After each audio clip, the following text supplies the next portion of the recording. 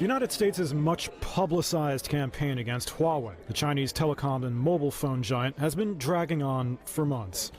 I'm open doors for Beijing spy masters. Huawei is not owned, controlled, or influenced by the Chinese government. It includes that effective ban on Huawei equipment from U.S. networks and block on Huawei from buying American technology without approval. But some current and former officials from the U.S. and its allies have told Reuters that they believe the Trump administration was initially slow to act over some of the alleged cybersecurity risks relating to 5G, including urging other countries to ban Huawei, which is the industry leader.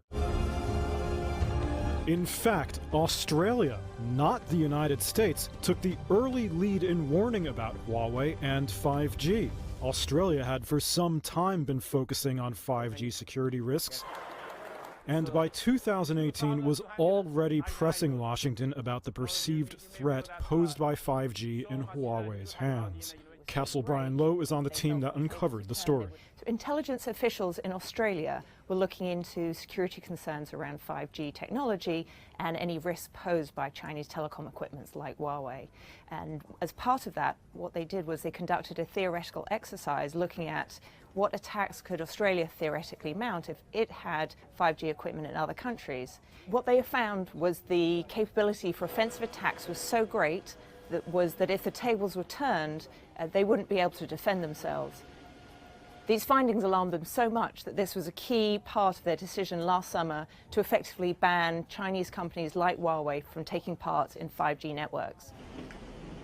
The US and Australia fear 5G could be exploited for spying and sabotaging infrastructure. Huawei has always flatly denied that it has been a party to espionage and says it would never install backdoors in its products that would allow Beijing to spy on other countries. The United States has also never publicly produced hard evidence that Huawei equipment has been used for spying.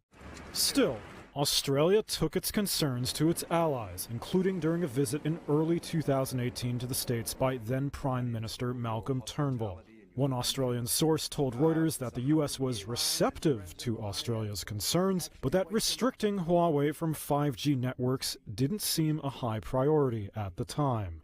What this shows is that despite the US's very public, vocal campaign to get other countries to ban Huawei from 5G, it wasn't necessarily the first to act on this, and indeed Australia appears to be out ahead in both focusing on 5G concerns but also pressing others to take action.